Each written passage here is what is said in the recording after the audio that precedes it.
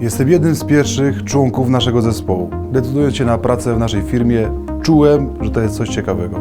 Codziennie robię coś innego, coś nowego. Tworzę elementy naszego systemu, rozwijam naszą firmę.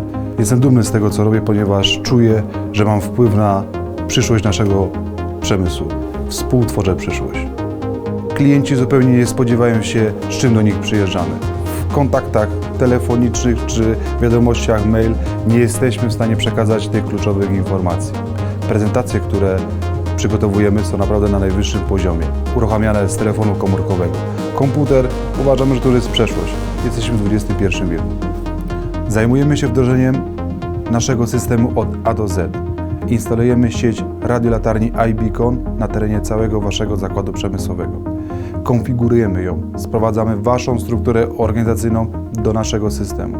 Gwarantujemy pakiet szkoleń dla wszystkich pracowników Waszego zakładu. Serwisujemy nasz system. Jeśli macie jakiś problem, my staramy się pomóc go Wam rozwiązać. Nie pozwolimy Wam na instalację naszego oprogramowania, jeśli nie przyniesie ona Wam korzyści.